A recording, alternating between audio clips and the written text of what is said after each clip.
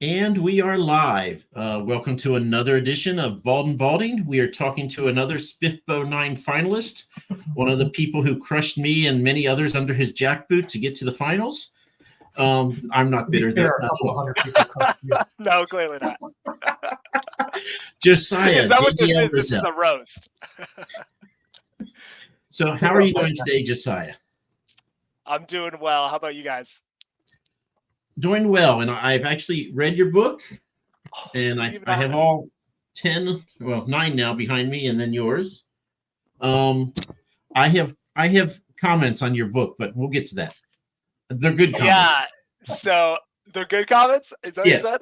Okay, Yes. well, that's good. So, I'm always worried when I'm going to get a review for Ranger, just because, lay-in, right? I mean, lay-in's the big issue.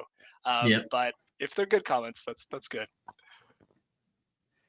So I am so jealous. When I was reading the book, I was like, Titan Wilds, where did he come up with this idea of, the nature things coming to life as giant titans that ignore the fact that humans are about? I'm like, this is such a cool idea, and I did not think of it.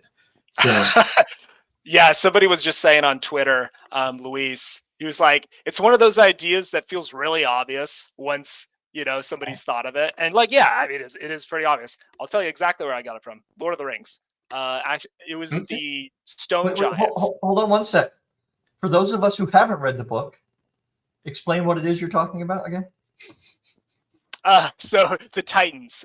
So the Titans are giant elemental beasts that kind of ravage the land in which the Last Ranger is set. So they can take the forms of different animals, different mythical creatures. So there's turtles, dragons, and they're giant size. So very dangerous to be around. And they ignore people?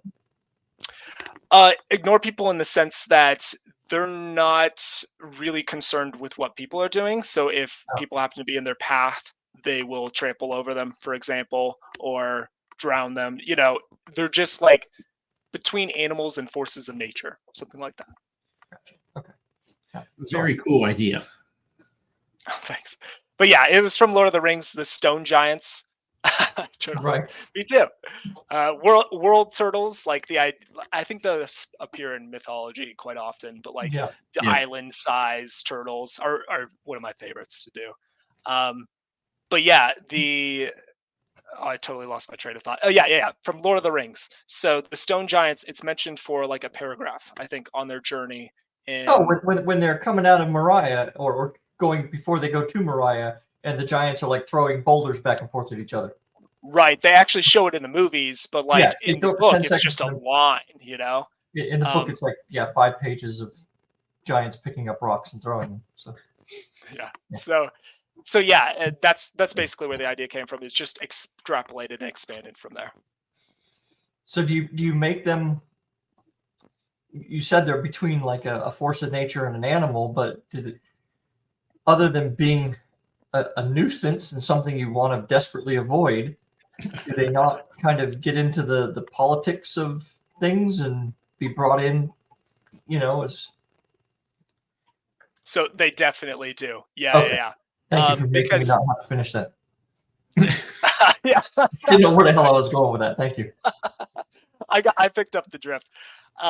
So yeah, they're a big part. So there's actually an event in the past in the book about 60 years before called the Titan War, in which the indigenous peoples of this land, the Veiled Lands, they used Titans against the incoming colonists, but ultimately didn't succeed in defending their territory. So they were driven back. But yes, so Titans have been used in war and will be used in war again. Cool. This is the first book of the series, then? First book of the series, yeah.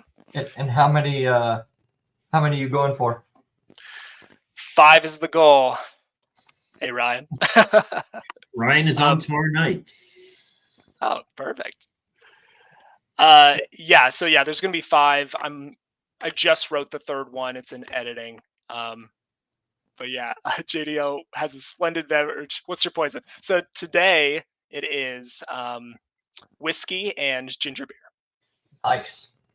Just past 5 o'clock. Just like something you can chuck in with ginger beer. Yeah, so I typically do what's it called. Oh wow, I'm forgetting the name. Woodstock. It's not Woodstock. Anyway, Woodford Reserve? Oh, no. Yes, that's exactly it. Woodford What is it? Reserve. Yeah, and that stuff's pretty good just by itself too. This time I tried out Costco's brand. It's actually a Scotch whiskey. But yeah, Does it's it come pretty in a good. half gallon? Yeah, it's huge. It's gonna last me a while. Pull it over like that.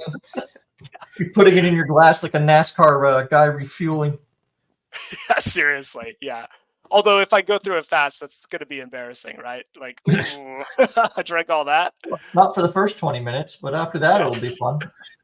Exactly. And there, yep.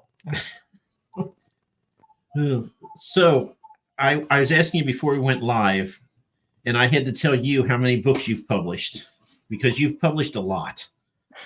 Yeah, when you start forgetting, and you got to be told by somebody else. That's 17 according to Amazon, and then a novella, I think, as well. Yeah. So I've written 2 novellas, so they're thrown in there as well. One book, my first book, was unpublished. Just mostly, I was fine with the quality, but it was my dissertation for doing a master's in English, and it was just kind of written for a different purpose, and I Right. wasn't going to continue it. So, yeah, just figured I'd take that one down. And But yeah, how other many than that, series? How many series do you have going? And are they complete or? quite a few series. 5, I think, and 3 are complete. what are we doing with our lives, Mike? Well, 3 are complete, Rose. So he's only working on 2 series now. Only 2. Well, and a third one that I just started up in the background. Of course. Is this what you do like all day? It is, yeah. This is Oh, my okay, full-time. all right. Well then, Yeah. okay. So yeah, we feel a little better about ourselves. Yeah, I mean, I got lots of time for this. So How long have you been doing it? I mean, what do you like? Did your parents win the lottery or something and hook you up, or do you just spend your live off their 20s in spending. useful production and actually set yourself up in a place where you can do this full time, or have you just sold that many books? Yeah, so it's right now the book income is supporting me, so it's my Nice. full-time income. Nice, you make like rent money kind of book sales. Rent money, yeah. Awesome. So Yeah. it took a bit to get there. And I basically just had no social life for a bit there. Dude, we don't have social life now. We're not making rent money. Shit. That's true. Yeah, what am I doing now either, right? You've got one of the 2 things. I mean, that's you know. I'll take it. I mean, this is our social lives, right? Exactly. But yeah. If I can quote the Breakfast Club, demented and sad. What a social life. Yeah. Yeah. So I've been doing this. I guess I've been novel writing for about 10 years, Nice. and basically since college, I've been trying my hand at it on and off, and then publishing for about 8 years now. And are you had a job self-published? at one point, Oh, sorry. Go ahead. right? Sorry, what was that, Ro? You had a job at one point. I did have a job, yeah. What So did you do? I was basically a training developer. So like corporate trainings that you would have to take right, for okay. compliance and stuff like that. I'd make those courses. Oh, those freaking computer-based training things? Yeah, You're the fucking yeah, guy? the ones that Oh. nobody wants to take that are really No. boring. That's Click what I the had to button, do. get me to the all test. day. I do this every year. Yeah. Yep. And you have to like lock the buttons sometimes to make them read the page. Yeah. Yes, I hate you for that, by the way. You should. I hate myself for it. I mean, you just lost a lot of points right there. Anybody who's ever had to take computer-based training. Is it better that I don't do it anymore? It's so much. You know, if you could somehow work your books into the computer-based training, where we were kind of getting a story while we were learning about whatever, don't jump on ladders and shit like that, that kind of safety training or whatever it is, that would be great. So I probably can't talk about it too much just because it's corporate, right? But we were doing a comic at one point for a company which was actually a really fun project, and I left in the middle of it. But I mean, that's one of the more inventive trainings I've been a part of. So John asked, how long did you write for, and how many books did you have before you started making full-time money with it? And I want to go a little bit deeper into that. What was the point where, when you kind of looking at all these orders rolling in, where you kind of did the math and went, yeah, screw it, I'm gonna just tell my boss to go do this himself? Right. Yeah. Right. So it was a discussion with my wife, and it was like a transition as well. So I went full time in February 2021, and that was after being part time for 3 to 6 months. I can't remember exactly. Because I was making enough to kind of supplement that income, right? Immediately after going full time that year was very low. It was about half of my day job's income, but I stuck through it through 2021, and 2022 was better, and 2023 was better than that. So, yeah. And how many books? It was about, I probably had about 10 at that point that I went full time, something like that. I'm going to make a couple of big assumptions here. You can stop me when I'm wrong. Your wife has a good job? Yes. Yeah, Okay. she's a nurse. Because so there's stability, If we weren't in America, I wouldn't necessarily say that, but you need health insurance coverage. Yeah, exactly. And two, and this is where I'm really going out on a limb, but I think it's a pretty strong one. You haven't been married for a very long time. No. No? The reason I say that is because your wife is still in that kind of honeymoon stage of relationship where she will let you do shit like that. Oh, okay. I was like, where is this going? I've been married for a long time, and I can tell you what, if I told my wife, hey, you know what, I'm just going to give this a go full time, and we're going to lose a bunch of money for 6 to 8 months, maybe forever, who knows? Right, yeah. I can't see that playing out. The crazy thing is that she was pushing me to go full time before I was ready. So she reads my books. She's incredibly supportive. She's read your books. Nice. Yeah, she reads all my books before they even go to editing. So I mean, I guess that says something. She thinks they're okay, huh? And here's another difference between new marriage and long-term marriage. My wife has not read any of mine. And the reason she gives me, and I kind of love this, but she said, I don't want to not like it. And because she's not going to lie to me about it, right? If she doesn't like it, she will say straight up, this is garbage water, right? Yep. So she just said, if I don't read it, I can live with the illusion for as long as I need to. It's like, okay, fair enough. Yeah. My wife also doesn't pull punches. I guess she just wanted, at first it was hard to pay for editing, right? So those first books, it was really helpful to have another set of eyes. Then it's kind of like she likes having the input at this point. But yeah, she tells me when she doesn't like stuff. So it wasn't fun at first, but now we're okay. So SPFBO finalist this year, is this your first time in SPFBO? No, fourth time. Well, holy hell, you're quick on the button then. Well, yeah, I've had a few first books, so. How'd you do the other 3 times?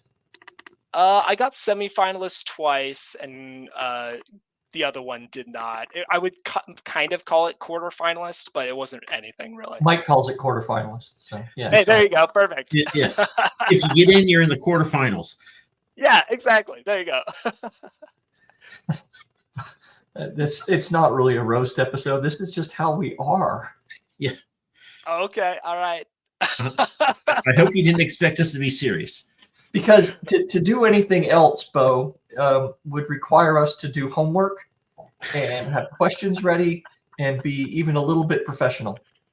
But what we are doing is we are putting into it something that roughly aligns with how much money we're making for it. So Yes, we're definitely putting in that much effort. exactly. This has been great, though. This has been great. So, Because we don't have question friends. for you. Do you self-publish, and have you always self-published? Yes, yeah. So the first book, like a lot of people, I tried submitting queries and stuff like that. I am pretty lazy though by nature, so so I stopped that pretty soon when I was just getting or not even rejection letters, right? Right. And just put it up myself. So yeah, I've been indie published. The only way I'm not indie published is my audiobooks. Podium picked those up, so they do all of those. So is that something where you had to show them and say, "Hey, look, I'm selling enough to, keep myself in Cheez-Its." So and they said yes to that. So basically, yeah, I had a book that was doing okay, and they reached out to me because I think, especially at that point, they were in an expansion sort of phase. We're really looking for more authors. That was the heart of 2020, so like right in the heart of the pandemic, Oh, right? okay. So I imagine there wasn't a lot of books being published, especially potentially in epic fantasy. So yeah, I think that was part of it. So in 2020, I've heard a lot of people anecdotally say like, "Oh, I thought this would be a great time to write, and I got sweet fuck all done." Were you actually able to use that time well, or did you also just get caught up on Netflix? No, I wrote pretty heavily because I wasn't going out before 2020, so it was just the same old routine for me. I was going to say my routine barely changed. I was like, "There's a pandemic. I don't like going out and seeing people anyway." So I had to keep going to work. The only thing that changed for me is there was no traffic on the roads. It was freaking brilliant. Yeah. It was really nice. Yeah. Otherwise, What's your job, bro? I'm a public affairs officer for a veterans hospital. Okay, yeah, So, not the sort of thing you do virtually. yeah, generally not. So Yeah, it's all good, My wife At least, had to at keep least you going. work in the right place if anything goes wrong. So Yeah. And Mike, what do you do for your day job too? I am a chemist. A chemist. Nice.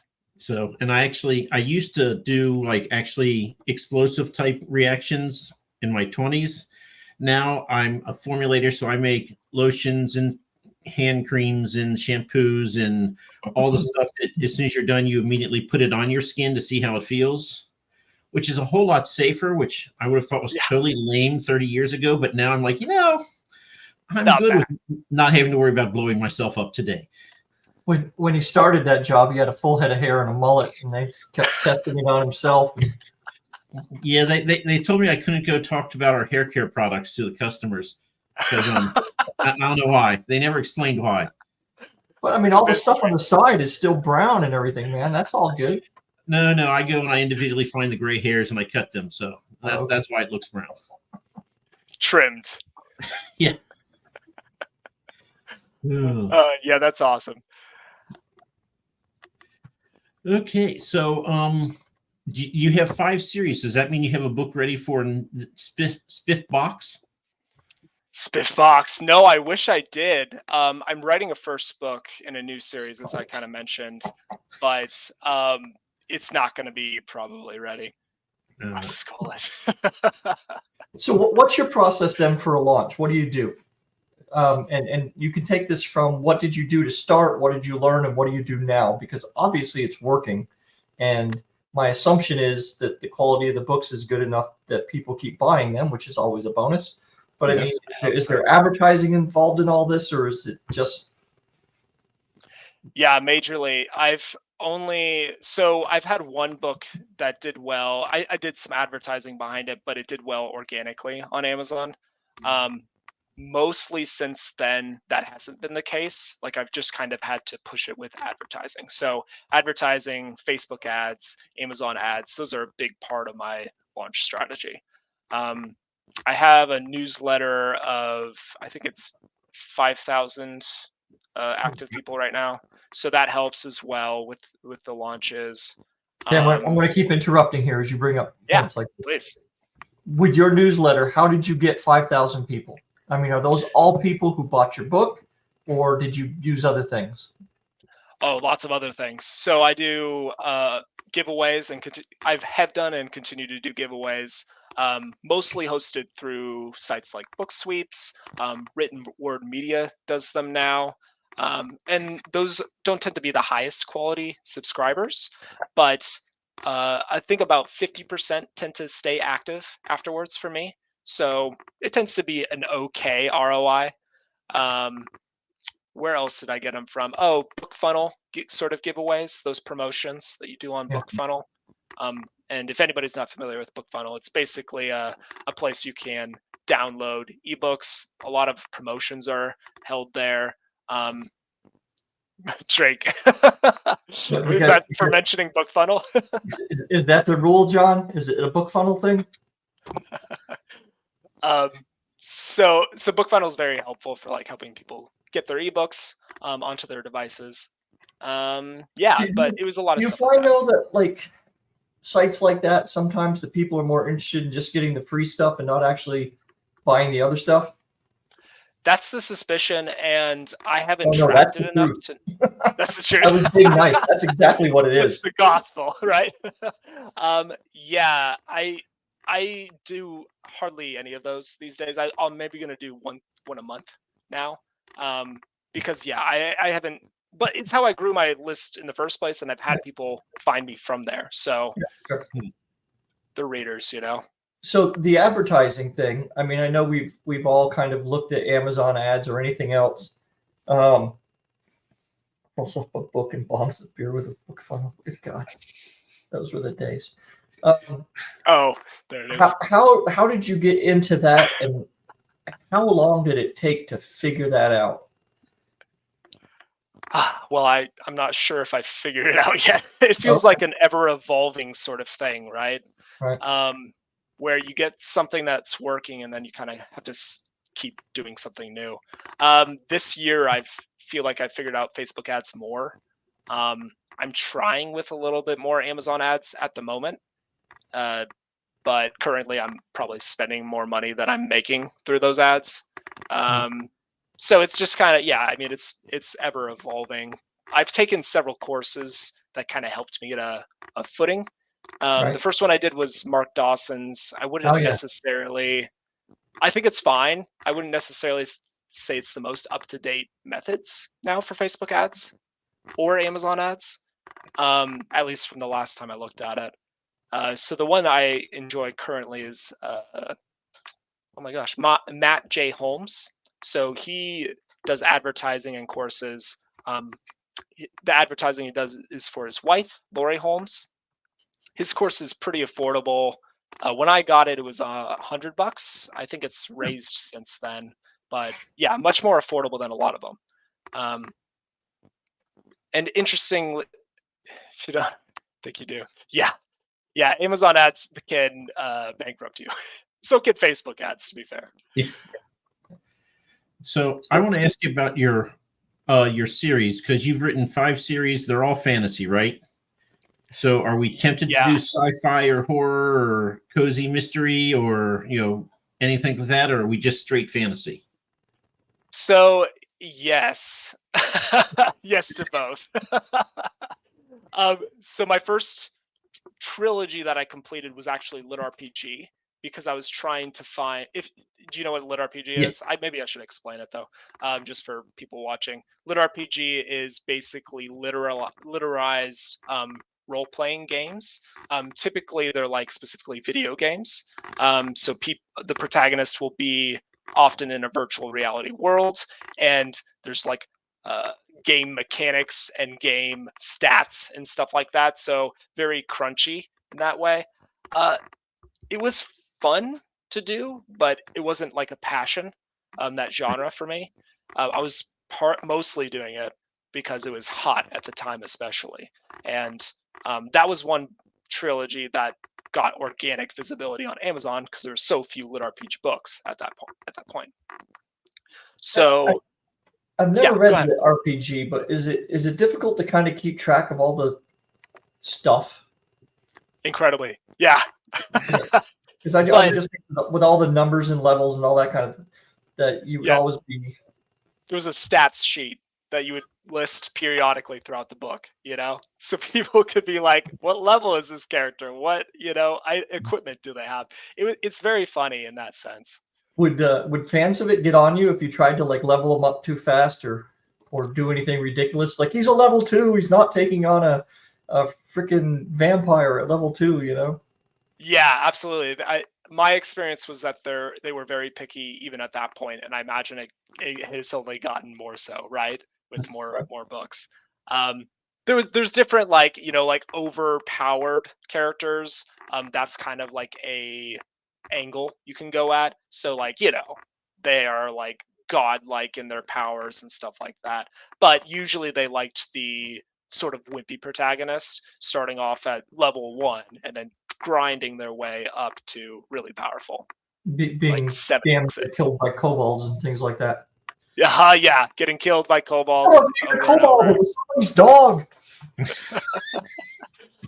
Can't fight the goblins, that sort of thing. So it's fair to say you've played D&D before. Oh yeah, I've played D&D. I play RPG games like Baldur's Gate. Is one of my current favorites right now. Baldur's Gate 3. Yeah, I've played a lot of them. The new Baldur's Gate is pretty good.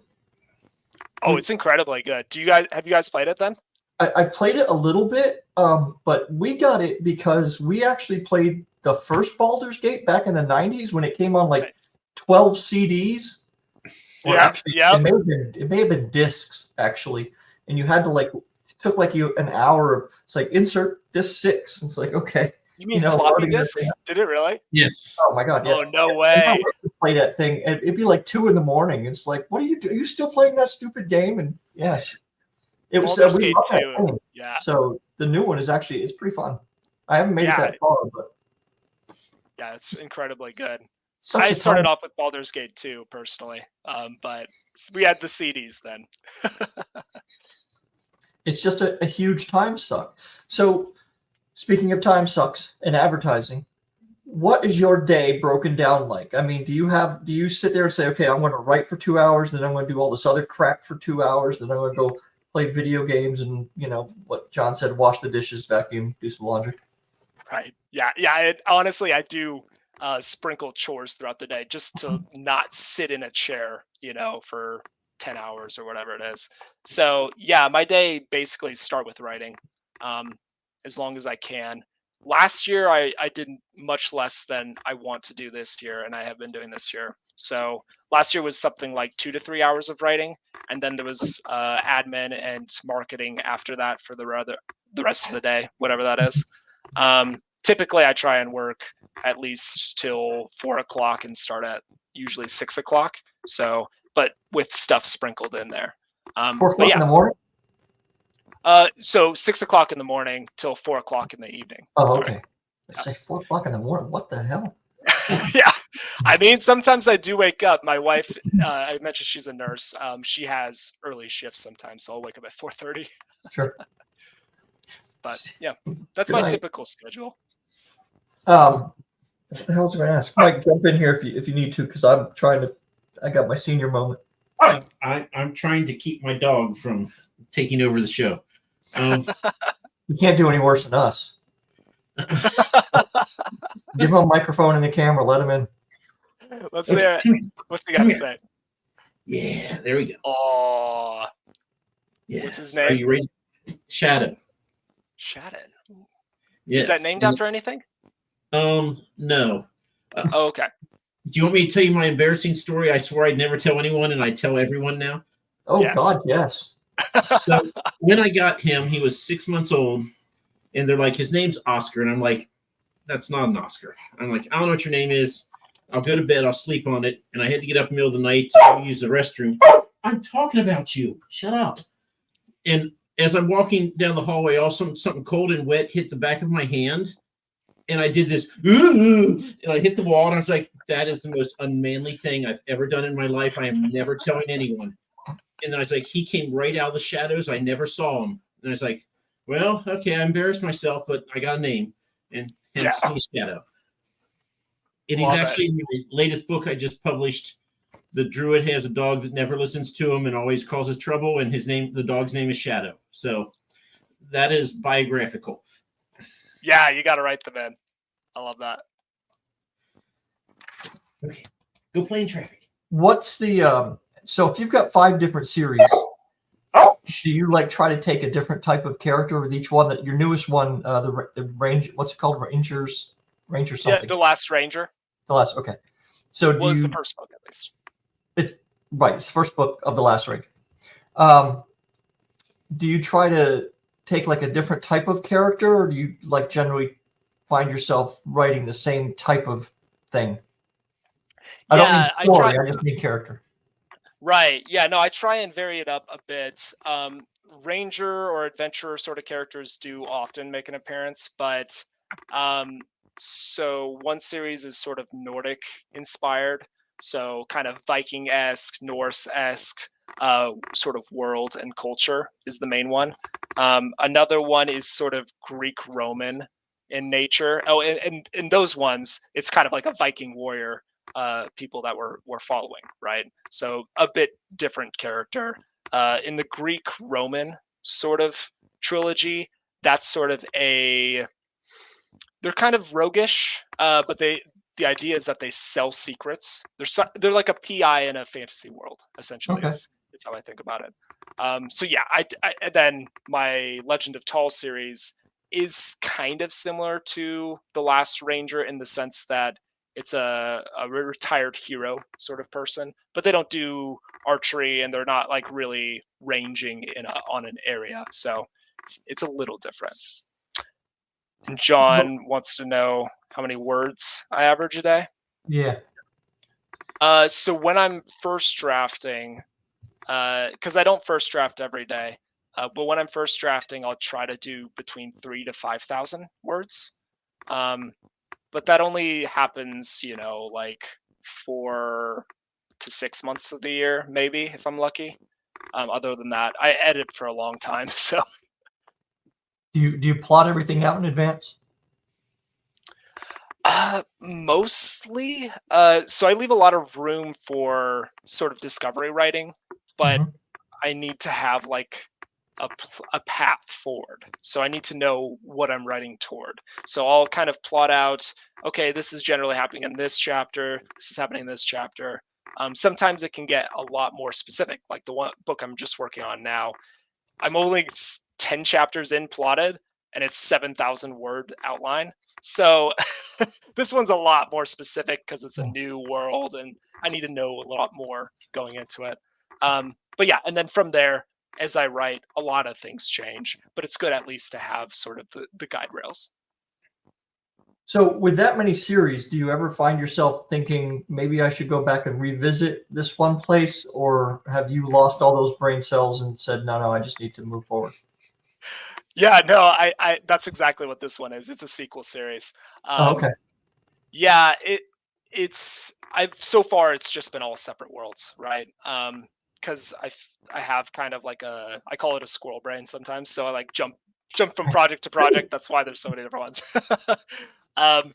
But I figured it was probably I had a lot of story to continue to tell in this world, and so I wanted to follow basically the kid of the main character in the last series. So when you go to write like the add-on, do you have to go back and read your first series again to remind yourself what happened, or is it still in there? It's mostly in there, and I have like world Bibles. I don't know if you guys keep these as well, but like kind of all the place names, all the character names, general descriptions. I wasn't nearly as good about that early on, which I'm sad about writing this series now. But so I'm having to go back into the books and like, okay, what does it actually say they look like? But mostly I remember I'm listening to the audiobooks though, which kind of keeps it fresh. Because I've never listened to them all the way through with audiobooks. But yeah, I figure I might as well refresh it. When you listen to your own audiobooks, do you get to a point where you're listening to it and you go, oh God, no? Oh yeah, that's my immediate reaction. That's like the default. Okay. Why is the narrator saying these words? Like there could be so much better ones that they're speaking. But no more bulk whiskey from Costco. whiskey helps, yeah. But it helps to listen to at least. You're You muted. muted yourself. We call Okay, that can you hear doing me a now? right. Yeah, there you go. So what was I saying? Whiskey Yeah. Help, I think, is where we left you. Whiskey helps. Yeah, that's right. So after a while of listening to it, though, I kind of stopped seeing the flaws as much and start focusing more on like the content and the story and characters, which that's a nice point to get to, because otherwise it's not enjoyable at all to listen to. So did you get to pick your narrator with Podium, or sort of, or? Yeah, sort of, I think would be the way to say. They came back to me and were like, we're thinking this person, what do you think? Or like basically getting the okay, but not really asking permission kind of thing. Right. Fortunately, they've chosen great people so far, so I haven't had an issue. Yeah, Derek Perkins has done some very big books. I was really lucky to get him for my first series. Have you used Kickstarter? Yeah, actually, I have one going right now. So do tell. I Yeah, didn't know yes. that, by the way, for anybody thinking that's a setup line, it wasn't. It's just very Worked out fortuitous. perfectly. I can see 10 minutes coming out of this. Yeah, I use Kickstarter quite a bit these days. So there's 2 different series. I'm doing 2 different kind of things for it. So Ranger of the Titan Wilds, the 3rd book is the one that I'm doing the Kickstarter for right now. And that's mostly so the cover design, I did an illustrator and a designer this time, which is a lot more expensive. So and doing interior art in it as well. I figured there's no real way I can have a budget for this, so maybe let's see if people want to support it on Kickstarter. So that's kind of how I got started with that series. Now I'm doing special edition books for one of my past series, The Legend of Tal, and we just did the first one July last year, and it'll get delivered pretty soon here. So yeah, that's the idea. And that's like faux leather, shiny foil, interior art as well, that sort of stuff. So when you do something like that, you have to go out and find obviously a place that will do it. Is there like a minimum print run of books that they'll do or that you have to get? What I hear is typically the minimum is 500. I don't know if that's true everywhere. I think there's some places you could probably do less than that, but it'd be quite expensive. But the place you went, 500. Mm-hmm. Yeah. Okay. So when you sit down and figure out the math on this,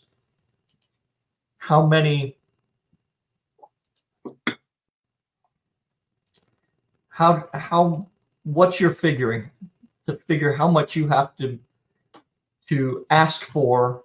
I'm assuming to break even, or do you kind of figure, you know what, if I don't get it all, that's fine. I'll still have, a bunch of books that I can sell later and recoup it over time. Yeah. For the first one, I was going for break even, more or less. I think I was probably going to be under by the time I reached the goal still, but I was hoping I would go past the goal, right? To recoup those losses a little bit. But yeah, the idea was having some stock. So even if I don't, because I won't have sold all the books that I get in the order, because I'm going to order more because there's more books in the series. So I'll keep selling that book one after that. But yeah, that was the kind of idea. Try and at least break even, and anything over that is, cream. Do you do that with every book in the series? I will be. Yeah, that's the idea. Oh, thank you for posting that link. Appreciate that. So the first one you did, about how many people? What's the kind of going into it? If somebody was thinking about doing it, what do they need to know, or what should they be aware of when they're getting ready to do something like a Kickstarter campaign? Yeah, I think there's a couple things.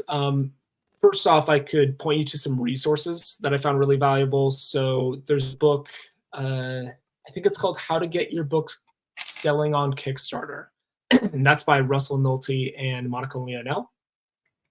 So it's, I think it's like $10 or something like that. That gave me everything I needed to get going for my first campaign. So that was a really good resource for me. I think just generally some tips to like conceptualize what your Kickstarter campaign would do is that physical products do much better than digital typically. So ebooks can sell on there, but often the people that are on there are looking for like nice books or book boxes, if that's the sort of thing you do. So focusing on the hardcover especially, but also paperbacks is probably the way to go. And not like sometimes people try and fund audiobooks, and you can do that, but having print products in addition, like offered in addition to the audiobook and the ebook, I think is really the way to go to kind of maximize your reach. So just one more question, and then we'll get to Bo's question, which is really good. But with the Kickstarter, when you do it, I'm assuming that your lower levels are, here's the print book, right? Here's a paperback, here's a hardback for a little more, here's a audiobook for whatever, and then the leather bound, foil book is probably one of the top ones. Do you do anything else within there, or is it mainly just variations of the book? Yeah, so I've done a lot of different things, and people, there's a lot of possibilities of what you can do, and people have found success with. First thing I want to point out is that my campaigns, typically with the special editions, I don't offer too many other things because they're just focused on those special editions. Mm-hmm. You could do it a different way, right? You could offer all of the things, but I just tried to keep that one focused. On my other campaigns, I offered a lot of different, my other books and stuff like that. But yeah, so some of the reward tiers I've done are name a character tiers. So those tend to be the very highest one. So this latest time, I actually am having them help create the characters with me, and that's for the series that I'm going to be writing coming up here.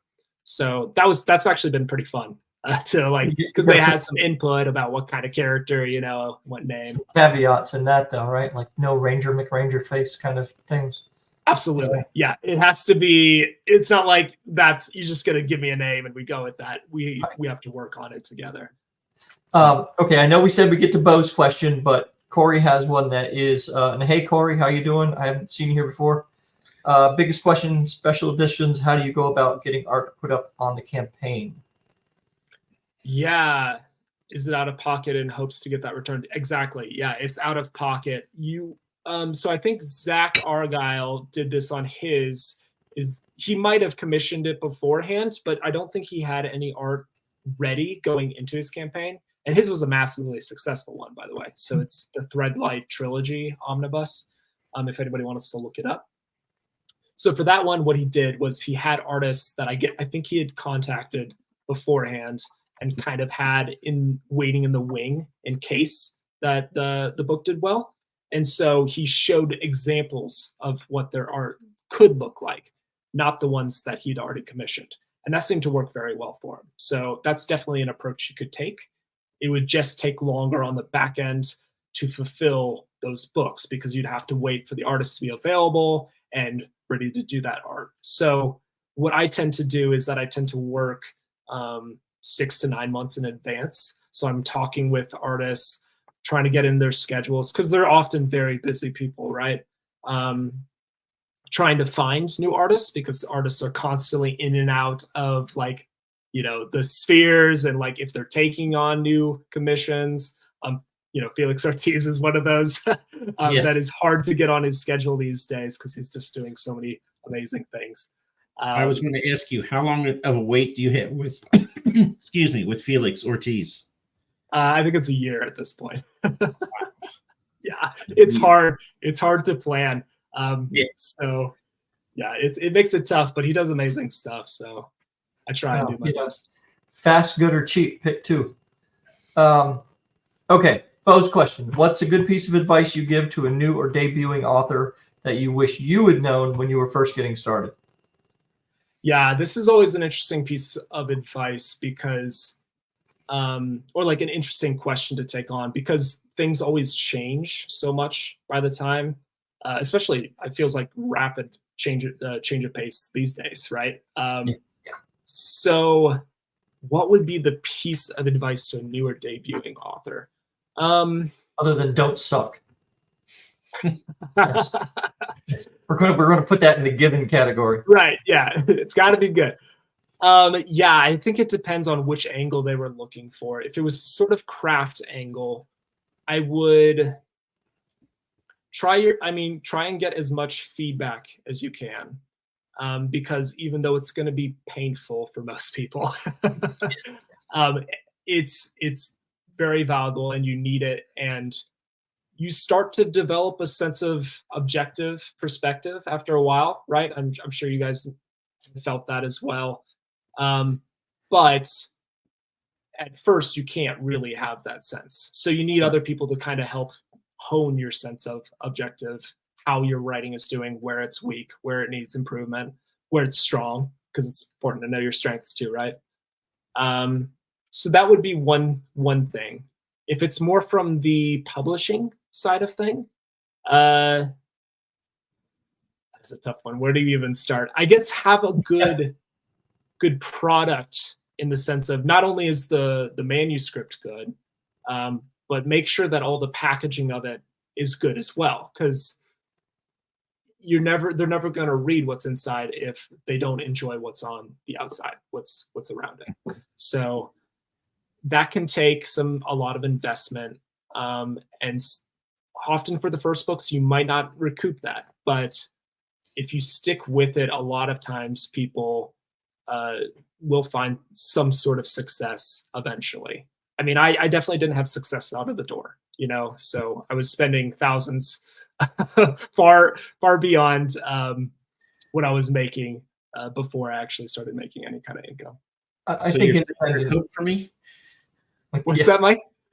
You're saying there's hope for me then, that I'm losing thousands, but I'm on the right track? There's hope. There's hope. I think there are a lot more in this industry. There are a lot more 10-year, overnight successes than actual overnight successes. And if I can jump on to the answer with that as well, I don't think, new writers shouldn't be afraid to just shit can something and start over, right? I mean, there are just some times where it doesn't work, but you don't want to, hit that plunger too fast either. There's some things that just need to be worked on, right? I mean, the book I'm working on now, I think I was about three-quarters of the way through it, and I just realized, this character, I love the story arc of it, but he does not belong in this particular book. He doesn't need to be here. So I had to go all the way back to the beginning and just strip him out of the whole thing and change a lot of stuff. But it's better for it, and you just kill your darlings, I guess. John says he spent $400 on Amazon click ads. He didn't get the first sale. Damn. Oof. That is rough. I've definitely spent a lot of money that did not pan out as well. So I feel your pain. And it's difficult because the people like you mentioned Mark Dawson, right? I mean, I listen to that podcast every Friday, except for this last month where it hasn't been out. I don't know why. Should I spread rumors? Yeah. No, I mean, it hasn't been. Have you seen it? No, it's not. I know why though. Why? So Mark Dawson was accused of plagiarism on Reddit. No. And since then, I think there's been some other articles talking about it. I haven't looked it up in the last week or two or whatever. But I don't know how much foundation there is to it. And it's from Reddit, so you got to take it with a grain of salt, right? But absolutely, yeah. It's they've been on the air for 7 years, and these are the first 3 weeks. They haven't produced anything, but we're not here to spread that kind of nonsense. Yeah. All I will say is that when they talk about Amazon ads, and not just them, but a lot of other people as well, the going in proposition seems to be have $1,000 that you're willing to lose, and use it and learn how it works, and that's going to be your tuition, if you will, into learning Amazon. Is you're going to piss away $1,000 to try to figure it all out, which I think is crap. That's just a horrible way to learn something, right? Yeah. But, you know, And if you don't Yeah. learn, pay more money. but Jeff Bezos is launching rockets and I'm still working a 9 to 5. So, you know, whatever. So yeah, I think you do have to spend some money to sort of get but like you have to have the foundation to understand what am I spending for? Like, what is my objective? What are the metrics I should be looking for? Right. That's where I found that course is really valuable. Because before that, I mean, I was spending money on Amazon, but I had no idea what was going to be good and what was not, and how to improve it. So yeah, that's I guess what my 2 cents would be on that. Just have some sort of foundational knowledge before going in and spending that money. Yeah. And people ask me, it's like, well, how are your books selling? It's like my books are selling absolutely commensurate with the amount of time and energy I'm spending advertising them. Yeah. Which is to say I have a job, so I'm okay. So, Josiah, I have a question for you. How much time do you spend on social media, and which platforms do you actually use? Oh, God, you will bring that up. Why do you do this to yourself, man? You don't spend enough time. You never will. Go ahead. What's your answer? I'm kind of curious.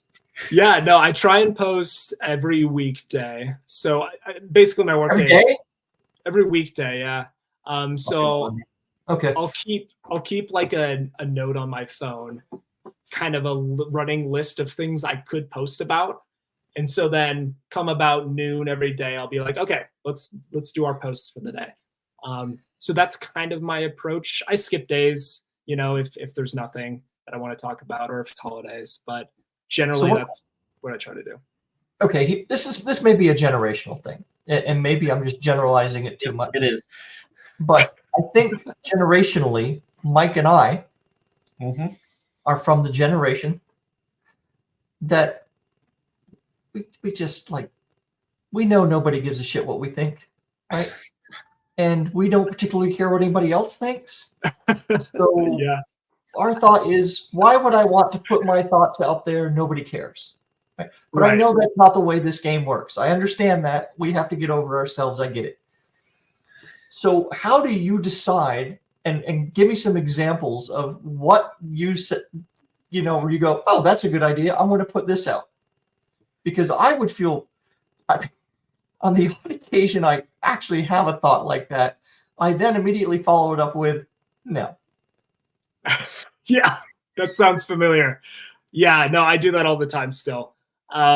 Pertinent stuffers is like my cat an idiot. Well, I do some cat stuff, but it doesn't do as well as book-related stuff, funnily enough for me. It doesn't do as well as what? Book-related stuff. Like what kind of book-related stuff? So, for example, say I got a book, like I got some book mail, right? Doing the unpackaging or showing off the book that you got, that's a popular thing for people to do. People just send you books? Not generally, no. But you buy books, don't you? when you buy a book and you're like, oh, the mail came, now I'm going to show off the book that I just got, right? Does that make sense? It does. It does. Okay. I get like 3 or 4 books for Christmas every year, and that will see me through the whole year because yeah, there you go. I'm sad. But yeah, so some stuff like that. So I have a decent amount of like news related stuff. So for example, I'll do art reveals, cover reveals. You can do title reveals, what I'm working on. If I just started a new project, just started that. Updates on your writing progress. And then what's Corey got? Found the opposite. Found putting my personal life on Twitter gets people to show that you are, instead of feeling like an author saying, to show people who you are instead of feeling like an author saying, here's my book. Yeah, I totally know. Like, you don't want to push like buy my book all the time, right? Right. Right. But if you're an asshole, you also don't want to push who you are all the time, right? And see, that's the problem I'm coming up against. I don't know. I feel like I'm a Snark does fairly well. objective guy. I can look at myself and say, yeah, that's not good. Snark can do well. But Ro, most assholes don't know that they are. So, you know, you're an enlightened one. I'm enlightened. That's it. Maybe that should be my my name on there. The enlightened asshole. I can make T-shirts.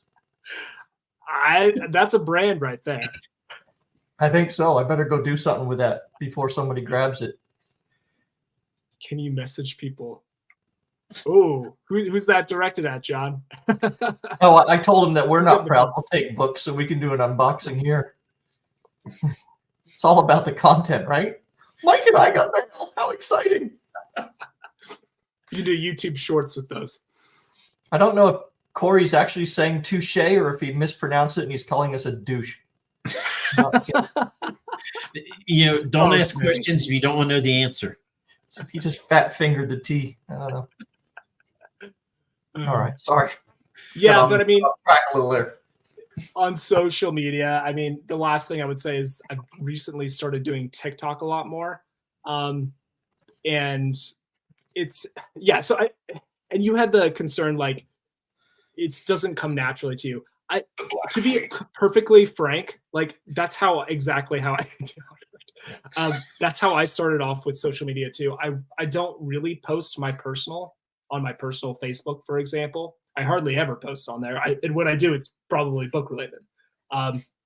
So I get like not wanting to like share your thoughts or whatever like that. I guess what helped me was just forcing myself to do it, and then eventually I developed the habit, and now I just do it, and I don't really think about it too much. So what's your name on TikTok? Because I actually do kind of like TikTok. I'm weird TikTok? like that. But Hey, yes. Yeah, I think it's Rosell.rights, if I It's remember what? correctly. Rosell.rights. oh, That's my right. handle. Your last name, yeah. Dot rights. See, you can't pay for content like this with me on my phone. Yes, Rosell.rights. Like, what are we watching this for? This dude's just on his phone putting stuff in there. All right. You got another follower on TikTok. Hey, thanks. Hope to learn from you. Teach me what you want. You do TikTok, and I know you're on Twitter, and you said Facebook. Anything else? Do you do Instagram, or is that enough? Instagram as well. No, But to be fair, I post mostly the same thing on all of them, right? Except TikTok is a video, so you can't really do the same thing. But I'll post the same videos on TikTok and Instagram, so I double up there as well. I like to boogie on dance on TikTok. Yeah, I do not dance, but I do unboxing of books. I was so happy when Drax on Guardians of the Galaxy said there are two types of people: those who dance and those who do not. It's like, that's right. He gets us. I have no reason to be self-conscious because nobody's looking, but it's just not one of those things, man. Some people just, it's like the people on America's Got Talent, right, who cannot sing, but they have 3 friends with twisted senses of humor who have told them that they can for like years, and they loved it when the show came up because of all this lying they've been doing to their friend, and then they get up in front of 8 million people and suck, right? And think that they are so good. I understand that is not the case. I would not inflict that or dancing upon anyone. And if you're Generation X, this is what you live for, is for things like that. So you can point and ridicule. Oh my goodness. Sit in the corner and watch the world burn. I mean, hey, TikTok is perfect for that, right? Yeah. That's good stuff, quality stuff on there. Hey, and Corey says, my mom says I'm a good singer, and this brings me back to the comment earlier about what would you tell people who are just starting out writing, and that would be any family member who says they love your writing is lying to you. It's not a helpful comment. It's just, you can ask your family if you just want to feel better about yourself, but unless you have a family of older brother boomers, per one, you're not going to get good feedback. Boomer siblings will tell you. They will straight up tell you. They're like, don't quit your day job. We're doing our job. Yeah, and the other thing too is that family members often aren't reading in your genre, right? And it's still like, if you get somebody who reads thrillers, reading your epic fantasies, that's not going to be the most valuable feedback, right? So that's the other problem. So how many books do you have coming out this year? Do we know? No, we don't know. I mean, so I did like a year. What's the next one then? The next one, I know that one, is The Hidden Guardian, which I'm doing the Kickstarter for right now. So I have at least one book coming out. Do you try to get out a couple a year? I try to do at least 2 if I can. Earlier on, funnily enough, I guess my books are getting longer, which is part of the problem. But I used to do 3-ish a year, but now I've slowed to kind of 2 a year. So I have a fun story for you all. I volunteer at the USO, and the one lady, she's the sweetest lady. And I said, I brought my book in to, give away to troops or whatever. And she's like, Mike, I read your book. And just walked away. And she never made a comment. I'm like, I can't ask. She must have hated it. No, I never asked. I'm like, but you can't just leave that hanging. But she's 84 years old. I mean, she's not really my target audience. So I'm like, I'll try to get over this one. But that's the assumption, isn't it? Anytime somebody says they've read it and don't give you feedback. Right. I had some lady tell me once, and I think it was on like Goodreads or something. I forget where, but she said, that once I was turned off by the swearing, and I was like, I mean, okay, yeah, I swear here a fair bit, but not when I think I used the word damn or hell once. Oh, okay. Right? And it's like, Yep. really? It's like, well, if you're turned off by that, please don't don't read my stuff for any religious overtones. But yeah. Okay, how do you go Just about throw them in finding early, Huh? Throw the curse words in early, chapter 1, so then you just, That's right. Just weed let out the people know readers. what they're in for. And on a new series, I might do that. Tourette Ranger. That would be kind of fun. Actually, I'm going to have to write that now. How do you go about finding readers as a new author? Yeah. So I think there's potentially value in increasing your newsletter through like giveaways for what I was talking about earlier, book sweeps and all that. Ads, for me, so not everybody has to rely so much on ads. I have found that I've relied a lot on ads, so that is a go-to answer for me as well. Facebook is where I have focused on most, but I run some Amazon as well. Yeah. John's absolutely right, though. John, what you really love is the little black skirt and feather duster. Don't get it wrong. Understand what this really is. Dinner's ready when she comes home. Yeah, no, I mean, I do a lot of chores, to be completely honest, but no problems there. Dude, I would do that. You don't have any kids, right? No kids, no. Yeah, that makes a lot of sense. But how difficult are the chores really when you're doing dishes and stuff for 2 people? Exactly. You just throw the shit away and go buy new ones. She'd never know. You have like a box in the garage or something. Just take out 2 new plates every day. Whatever. I'm the thrifty one though, so that wouldn't happen, I'm not saying you did it. I'm just saying you could do it. Could do it. That's very true. Yeah, and you never admit to it.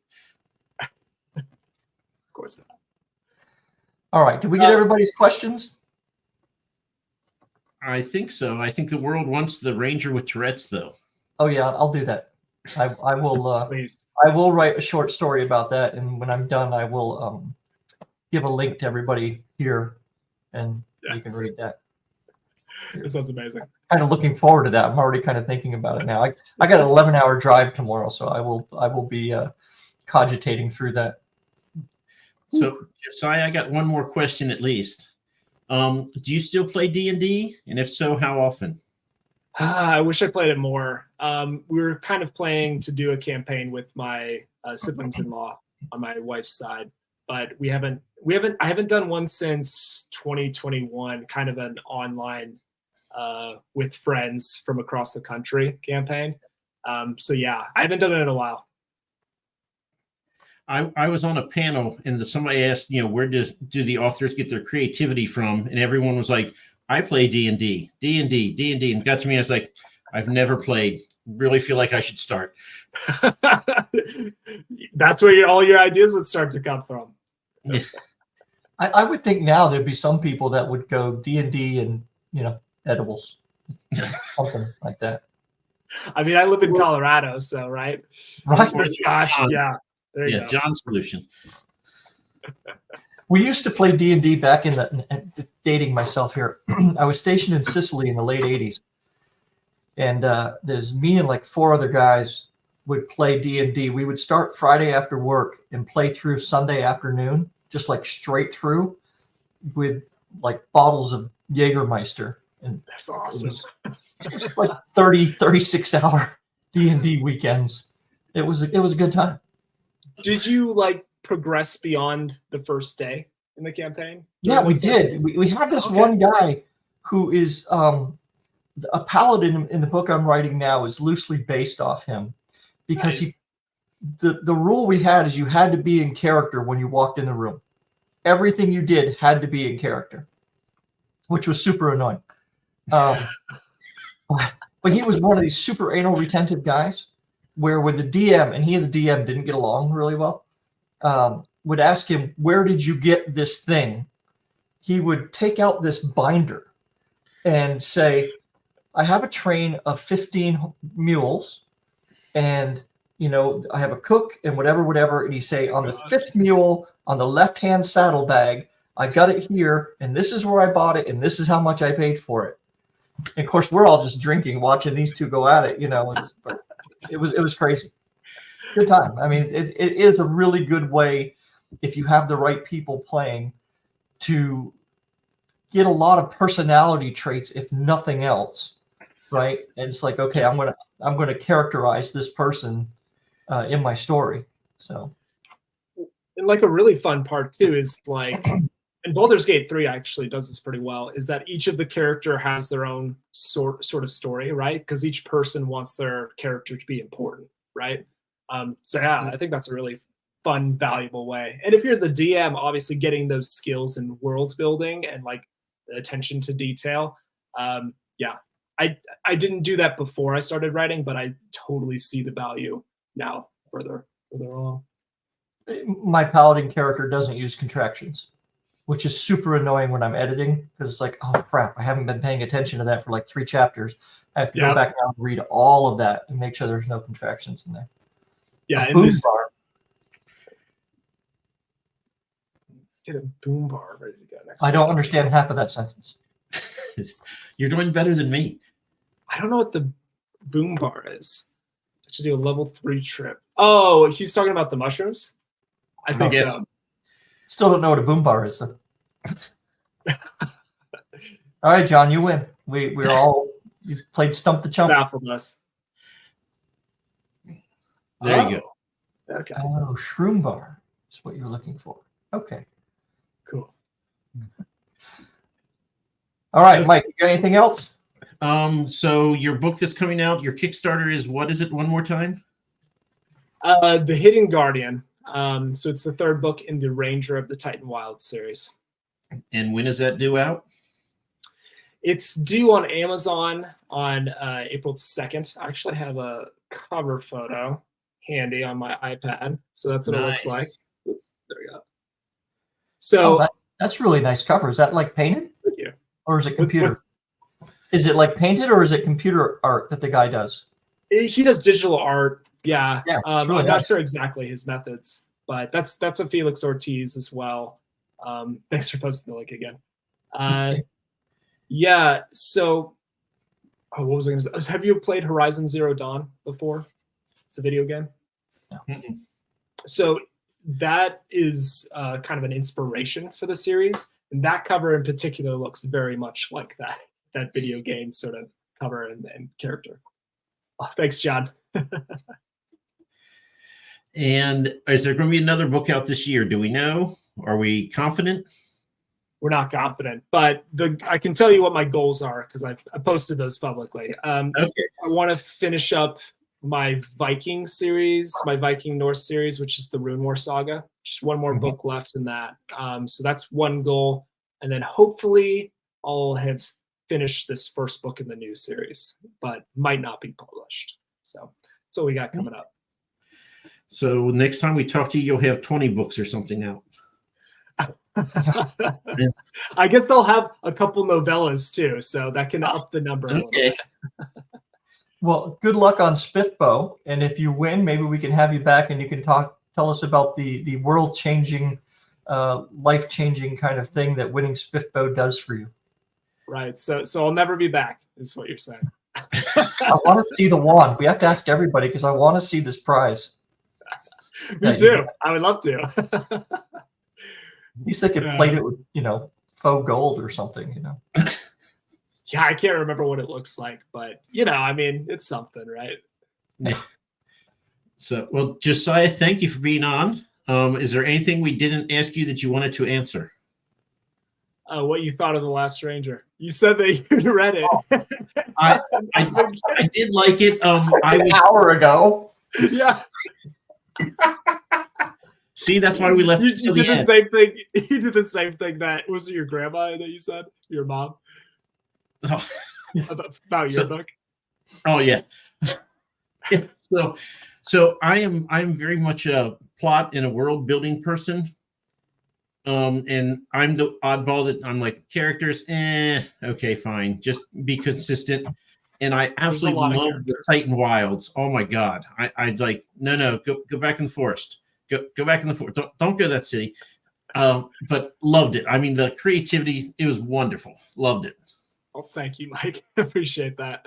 Sorry about all the character stuff. Damn character. Yeah, I know. You're such a chemist. Well, when I read, I normally people are like, how do you pronounce this character's name? I'm like, I don't know. I just see a string of characters, letters. I'm like, okay, that is character one. This is, and I'm like, I never pronounce it out loud. I don't know how it sounds. I didn't want to say your main character's name until you said it. It's a weird one. And it's one of those that it just was like, oh yeah, she's named Leia. I don't know where it came from. There's no reason for it. It just happened.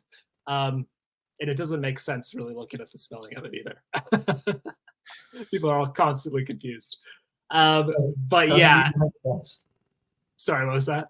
Doesn't need to make sense. In a world with magic, it does not need to make sense. There you go. Well, thanks, Mike, for not leaving me in suspense any longer. I should have left it as a ploy to have to come back, and we'll tell you the next time.